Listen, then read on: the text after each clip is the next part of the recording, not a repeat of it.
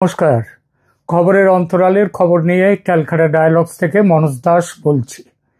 ডাকাত দল ডাকাতি করে একসাথে, তবে ডাকাতির পর যখন লুটের মাল ভাগাভাগির সময় হয় তখন বখরা নিয়ে অনেক সময় ঝামেলা শুরু হয়, আর এর ফলে খুনোখুনি, দল ভেঙে যায়। অনেক সময় আবার এমনও হয় দল ভাঙার ঝুঁকি নেয় না কেউ, মনের রাগ বা দুঃখ চেপে রেখে চুপ হয়ে যায়, কারণ তারা বোঝে দল ভাঙলে যা করে কমে খাচ্ছে, যেটুকু করে কমে খাচ্ছে সেটাও থাকবে না, খাবে কি?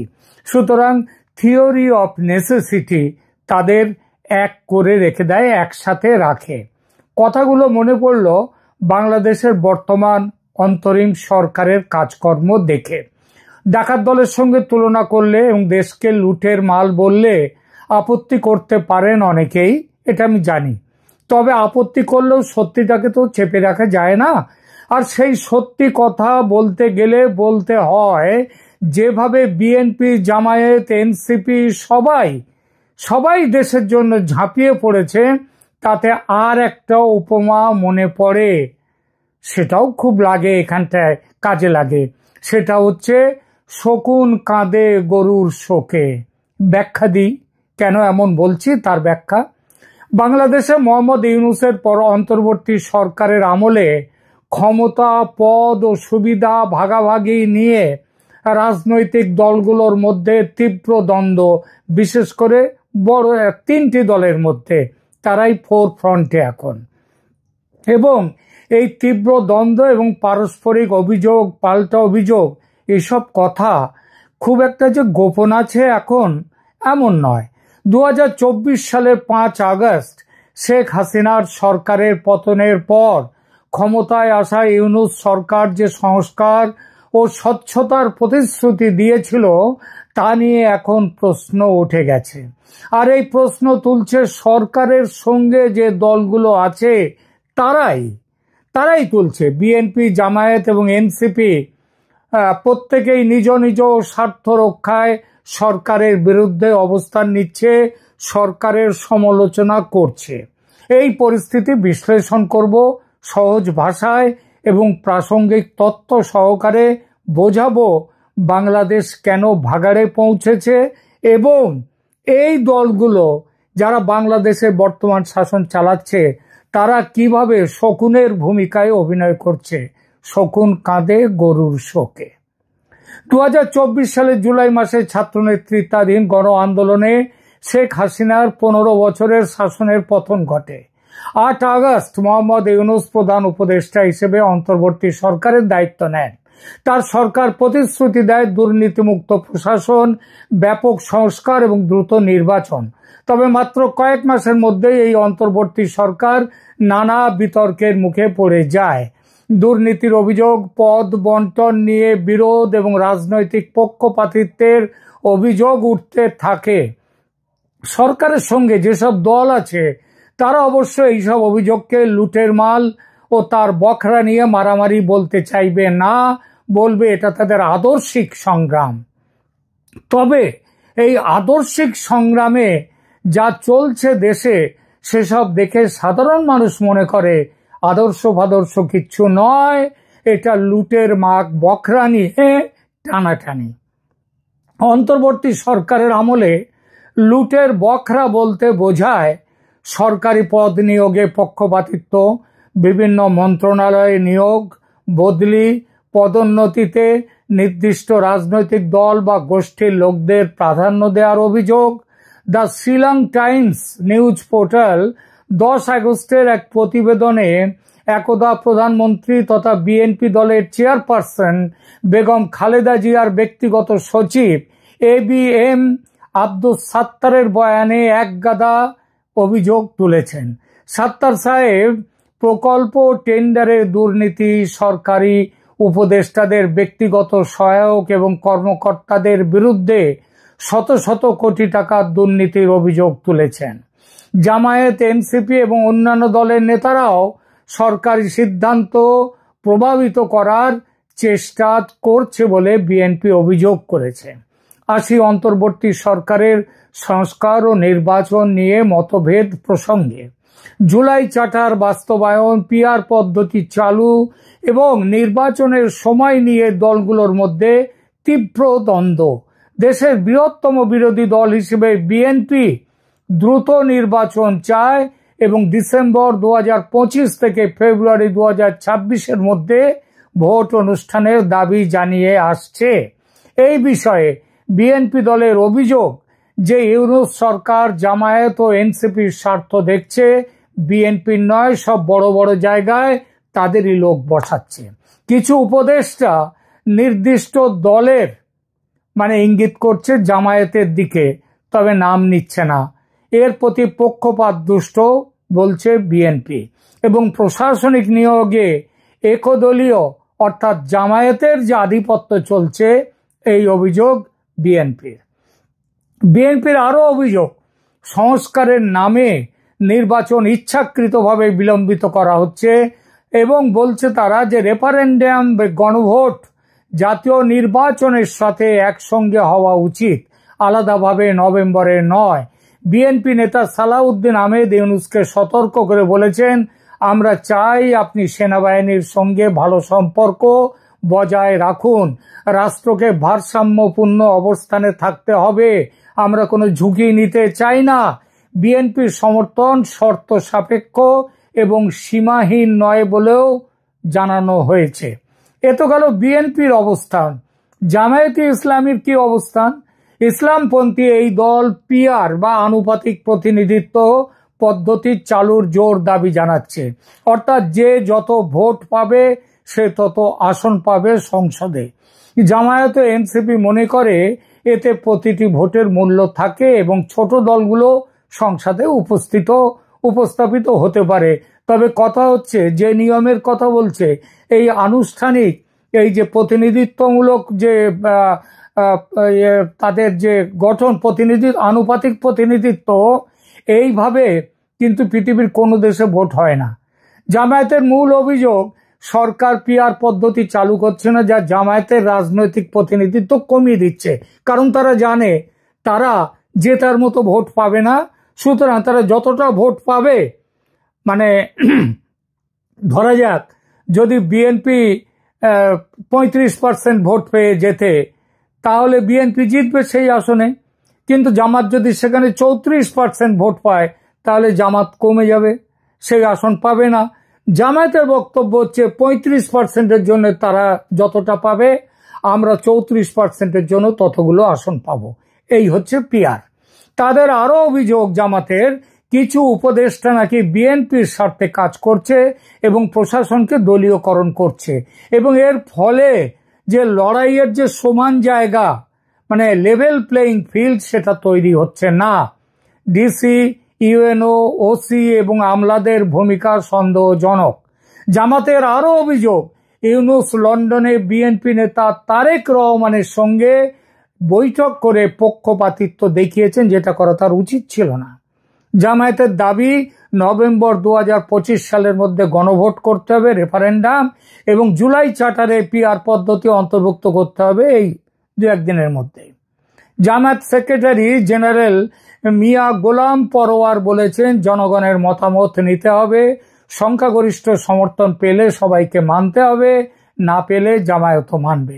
জামায়াত নেতা সৈয়দ আব্দুল্লাহ মোহাম্মদ তাহের, যিনি সম্প্রতি কয়েকদিন আগে নিউ ইয়র্কে এক সভায় 5 মিলিয়ন বা 50 লক্ষ যুবক নিয়ে ভারত আক্রমণ করে ভারতে গজওয়াতুল হিন্দ প্রতিষ্ঠার কথা বলে বিখ্যাত হয়েছেন, তিনি দাবি করেছেন যে তাদের কাছে কিছু উপদেষ্টার ষড়যন্ত্রের নাম ও ভয়েস রেকর্ডিং রয়েছে, যা এখন তিনি প্রকাশ করছেন না, তাদের সংশোধনের সুযোগ দেওয়ার জন্যে। এনসিপি, জাতীয় নাগরিক পার্টি, বলছে জুলাই চার্টার সম্পূর্ণ বাস্তবায়িত করতে হবে, বিচার ও সংস্কার সম্পন্ন করতে হবে, সংবিধান সংশোধন করতে হবে, তবেই নির্বাচন চাই। এই দাবিতে তারা অটল, কারণ সেটা করলে তো তারা ভোটে জিততে পারবেন না নির্বাচন করলে। সুতরাং এইসব দাবি করে যতদিন ভোট পিছিয়ে দেওয়া যায় তারা তাদের জায়গায় থাকবেন। এনসিপি নেতারা সরকারি চাকরিতে নিজেদের লোক ঢোকানোর চেষ্টা করছে বলে কিন্তু প্রচুর অভিযোগ উঠেছে। এনসিপির যুগ্ম সচিব সালাউদ্দিন তানভীরকে এনসিটিবি বা জাতীয় পাঠ্যক্রম ও পাঠ্যপুস্তক বোর্ড এবং ডিসি নিয়োগ কমিশনের ডিসি নিয়োগের জন্য তিনি কমিশন করবেন, ট্রেডিং করবেন, দামের দরদাম করবেন এবং হস্তক্ষেপের অভিযোগে সাময়িকভাবে সাসপেন্ডও করা হয়েছে তাকে। রেলওয়ে মন্ত্রণালয়ে নিয়োজিত 3 ছাত্রনেতার বিরুদ্ধে রেলের টিকিট কালোবাজারি, বদলি বাণিজ্য ও দুর্নীতির অভিযোগ উঠেছে। ইউনূস তারেক বৈঠকের পর এনসিপি হতাশা প্রকাশ করে বলে, সরকার শুধু একটি দলের অবস্থান ও দাবিকে গুরুত্ব দিচ্ছে। এনসিপি নেতারা মনে করে নির্বাচনের তারিখ ঘোষণায় বিএনপিকে অগ্রাধিকার দেয়া হয়েছে, যখন সংস্কার ও বিচার এনসিপির প্রধান দাবি ছিল। মানে ওই ভাগাভাগি নিয়ে টানাটানি, লুটের বকরা নিয়ে টানাটানি, শকুন কাঁদে গরুর শোকে। উপদেষ্টা ও তাদের সহকারীদের বিরুদ্ধে অন্তর্বর্তী সরকারের দুর্নীতি মুক্ত থাকার প্রতিশ্রুতি সত্ত্বেও নানা কেলেঙ্কারি প্রকাশ পেয়েছে। আসিফ মাহমুদ সজীব ভুঁইয়া যুব ক্রীড়া দপ্তরের উপদেষ্টা এবং স্থানীয় সরকার মন্ত্রণালয়েরও ভার তার উপর।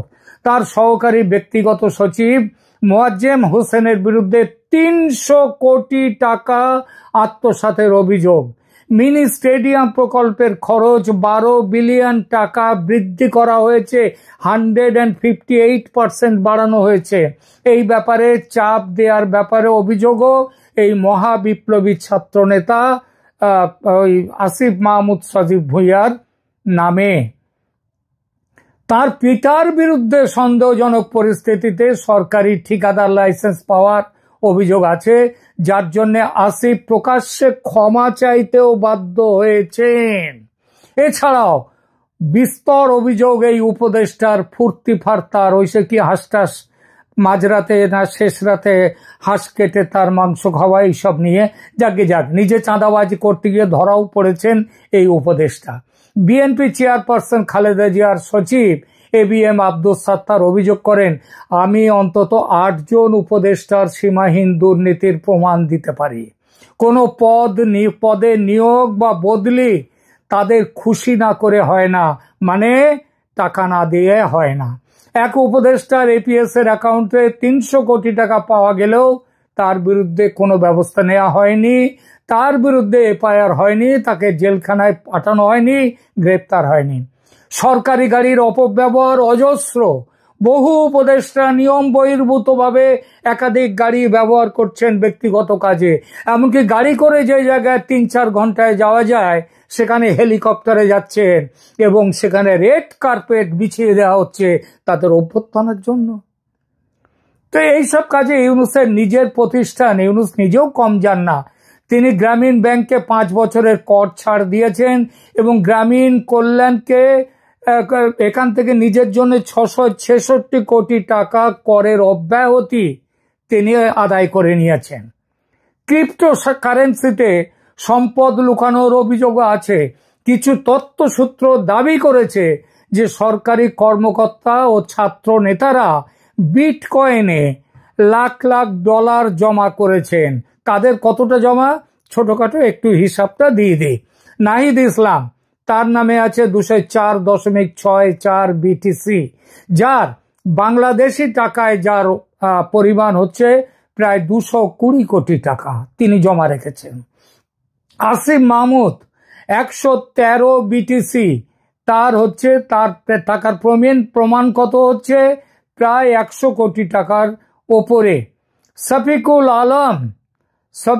আলম ইউনূসের যে প্রেস সেক্রেটারি, যাকে অনেকে আবার আদর করে ডাস্টবিন শফিক বলেন, তিনি রেখেছেন 93.06 BTC মানে বিটকয়েন, যার মূল্য $10 মিলিয়ন, মানে $1 কোটি। মানে বাংলাদেশের হিসাবে দেখুন এবার কত কোটি টাকা হয়। যদিও এই তথ্য নিশ্চিত নয়, তারা বলতেই পারেন, কারণ প্রমাণ নেই, তবুও এটা গুরুতর আলোচনার জন্ম দিয়েছে। সবচেয়ে বড় কথা, এই অভিযোগের সত্যতা নির্ণয় করতে সরকার কিন্তু কোনো ব্যবস্থা নেয়নি।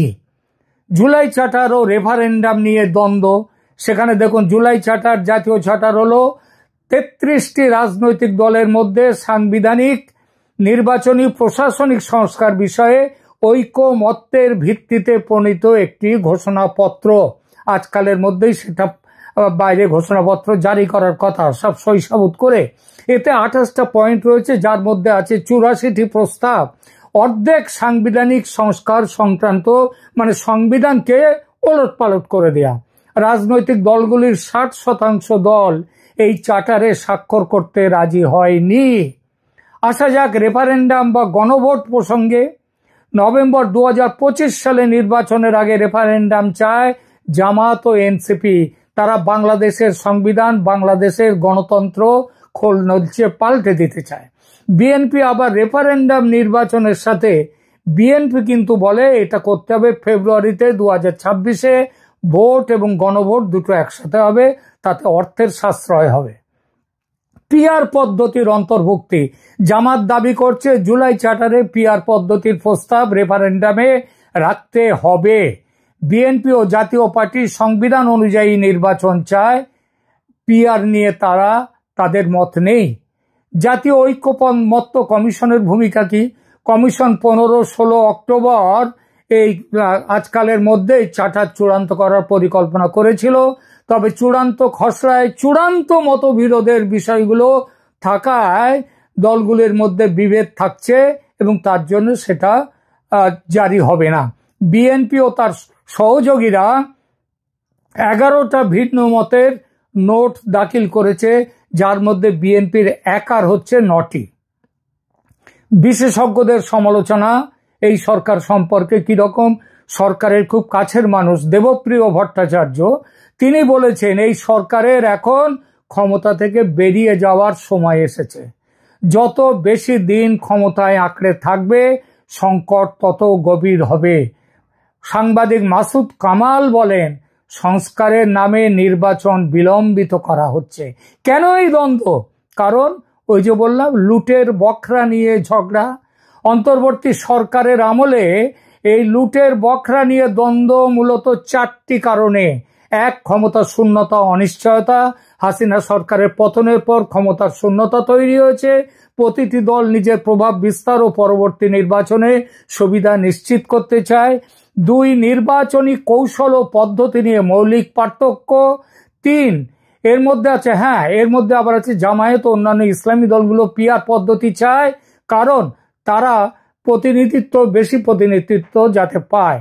আবার 3 নম্বর, ইউনূস সরকারের রাজনৈতিক অভিজ্ঞতার অভাব। নির্বাচিত নয় এমন একটি সরকার গভীর রাজনৈতিক সংস্কার করতে গিয়ে লেজে গোবরে হয়ে যাচ্ছে, দেশটাকে শেষ করে দিচ্ছে। 4, ব্যক্তিগত উচ্চাকাঙ্ক্ষা, অসৎ মনোবৃত্তি, টাকার লোভ।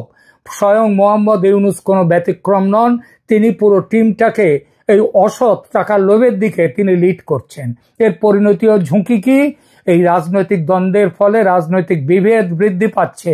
জুলাই বিপ্লবের সময় যে ঐক্য ছিল তা ভেঙে গেছে। জনজীবনের প্রবল অস্থিরতা, আইন শৃঙ্খলা জঘন্য, দৈনিক 200 জন নারী যৌন নির্যাতনের শিকার, ছিনতাই ও হাইজ্যাকিং বেড়েছে, সংখ্যালঘুদের উপর বেড়েছে ভয়ঙ্কর অত্যাচার। অর্থনৈতিক সংকট, মুদ্রাস্ফীতি ও বেকারত্ব বৃদ্ধি ভয়ঙ্কর।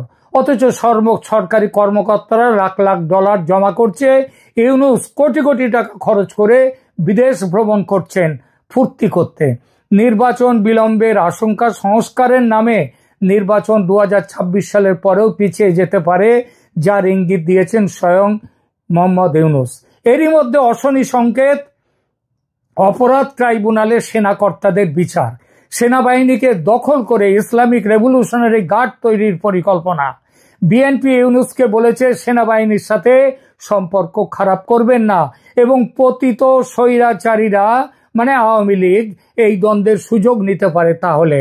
অর্থাৎ এটা অন্য কোনো কারণে নয়, যদি আওয়ামী লীগ ফিরে আসে সেই ভয়ে শুধু বিএনপি নয়, জামাত, এনসিপি, উপদেষ্টারা সবাই এখন পাগল। জামাত ও এনসিপি মানে স্বয়ং ইউনূস উল্টো পথে হাঁটছেন। সেনা শেষ হওয়া মানে দেশ শেষ হওয়া, সেই কাজে নেমে পড়েছেন।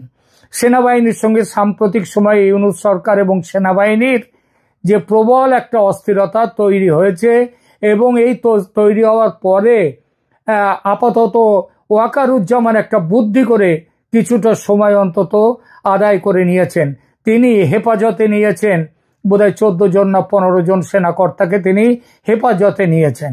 হেফাজতে মানে নেওয়া মানে কিন্তু গ্রেপ্তার নয়, হেফাজতে মনে